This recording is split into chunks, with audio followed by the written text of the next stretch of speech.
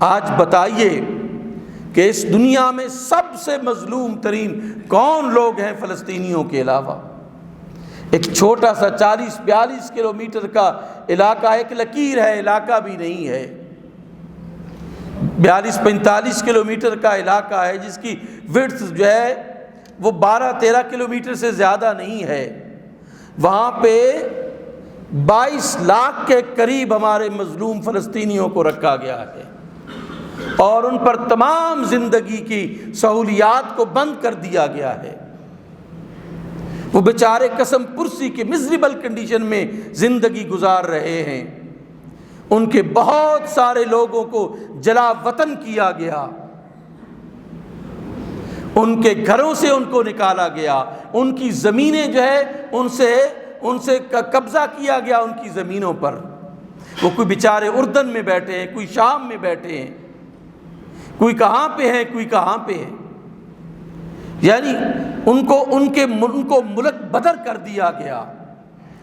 آج وہ قسم پرسی کی حالت میں جو ہے وہ زندگی گزار رہے ہیں، لیکن قربان جائیں ان والدین پر جنہوں نے اس مقاومت کو اپنی اولادوں میں زندہ رکھا ہوا ہے، قربان جائیں ان ماؤں پر جنہوں نے اپنے بچوں کو مزاحمت سکھائی ہے۔ آج 70 سال سے زیادہ عرصہ بیت چکا ہے، ہمارے اندر کشمیر کے اندر، ہمارے اندر پاکستانیوں کے اندر وہ مزاحمت ہمیں نظر نہیں آتی جو فلسطینیوں کے اندر مزاحمت ہے۔ فرق کیا ہے؟ ایک ماں جب اس نے چند سال کی وہ تھی، اپنے والد کے ساتھ جب اس نے مجبوراً اس کو مائیگریٹ کرنا پڑا ارض فلسطین سے، اس نے وہ قصے یاد رکھے ہوئے ہیں۔ وہ پھر جب ماں بنی وہ بچی، اپنی اولاد کو اس نے وہ قصے سنائے، جب وہ دادی بنی اپنے پوتوں پوتیوں کو قصے سنائے، اپنی اگلی نسل میں اس کو ٹرانسفر کیا، اس مقاومت کو ٹرانسفر کیا۔ اور ہر ماں نے اپنے گھر میں ایک چابی جو ہے وہ لٹکا کے رکھی ہوئی ہے کہ اگر میں اپنے گھر کے دروازوں کو نہیں کھول پا رہی تو میری آنے والی نسلیں ان دروازوں کو جا کر فلسطین میں ضرور کھولیں گی۔ یہ انہوں نے چابی کا نشان بنایا ہوا ہے، اور ہر جگہ پر وہ چابی کا نشان آپ کو نظر آئے گا فلسطینی تحریک میں۔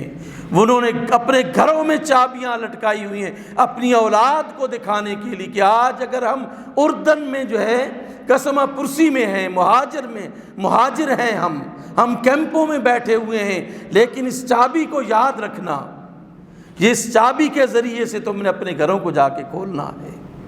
ماؤں نے اس مزاحمت کو یاد رکھا ہوا ہے اور ٹرانسفر کیا ہے آنے والی جنریشن میں ماؤں نے۔ اس وجہ سے وہ شہید ہوتے ہیں تو خوشی سے شہید ہوتے ہیں، وہ مقاومت کے لیے اپنی جانیں قربان کر رہے ہیں۔ ہم کیا ہے؟ ہم ان کی اخلاقی طور پر بھی مدد نہیں کر سکتے۔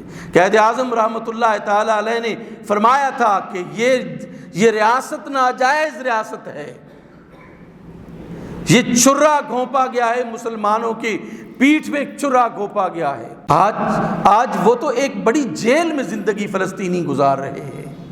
کوئی کہتا ہے کہ اس کا ایسا حل کیا جائے کہ فلسطینیوں کو جو ہے وہ الگ ریاست دے دی جائے اور اسرائیل جہاں پہ قابض ہے وہ وہاں پہ قابض ہے۔ الخلیل میں 90,000 کی مسلمانوں کی آبادی تھی 1948 میں، وہاں پہ 4,000 یہودیوں کو آباد کرنے کے لیے ان کو جیلوں میں بند کیا گیا، ان کو بالکل قیدی بنا دیا گیا۔ یہودی ہر قسم کی گاڑی الخلیل میں رکھ سکتا ہے، لیکن مسلمان کو الاؤ نہیں ہے کہ وہ سائیکل بھی وہاں پہ نہیں رکھ سکتا، اور ہم خاموش ہیں۔ ہم یہ چاہتے ہیں کہ بس کسی طرح جو ہے وہ اس کا حل نکل آئے کہ ہماری معیشتیں جو ہے وہ درست ہو جائیں۔ مصر نے اس کو قبول کیا، اس کی معیشت درست ہو گئی ہے۔ دوسرے ممالک اس کو قبول کریں گے، کیا ان کی معیشتیں درست ہو جائیں گی؟ ہم مسلمان ہیں۔ اللہ نے ہمیں قرآن مجید کی حضرت عمر فاروق رضی اللہ تعالی عنہ نے فرمایا تھا نحن قوم اعزنا اللہ بالاسلام، ہم وہ لوگ ہیں کہ جن کو اللہ نے اسلام کے ذریعے سے عزت و توقیر عطا فرمائی ہے۔ وَإِنِ ابْتَغَيْنَا غَيْرَهُ لَأَذَلَّنَا اللَّهُ، اگر ہم نے عزت کو کسی اور جگہ تلاش کیا تو اللہ ہمیں ذلیل و رسوا کر دے گا۔ وہی ذلت و رسوائی ہے ہمارے دامن کے ساتھ جو لگی ہوئی ہے۔ ہم نے اسلام کو چھوڑ کر ایسے لوگوں کے سے عزت کی توقع کر لی ہے جو ہمیں ختم کرنا چاہتے، جو ہمیں مارنا چاہتے۔ انہوں نے ہمارے اندر مسلکی اختلاف کو گہرا کیا، لسانی اختلافات کو گہرا کیا، ہمارے اختلافات پر انہوں نے انویسٹمنٹ کی، پھر بھی ہم یہ سمجھتے ہیں کہ وہ ہماری درد کے مداوا بنیں گے۔ کبھی بھی ایسا نہیں ہو سکتا۔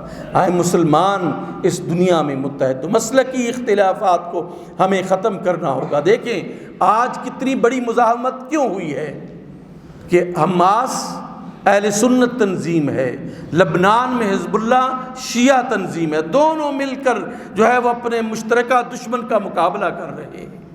ہم بھی کامیاب اس پاکستان میں ہوں یا دنیا کا کوئی ملک ہو، کامیاب تب ہوں گے کہ ہم شیعہ سنی آپس میں متحد ہو کر اپنے دشمنوں کا مقابلہ کریں گے، ورنہ یقین جانے جو آنے والی نسلیں ہیں ان کے حالات بڑے مخدوش نظر آتے ہیں۔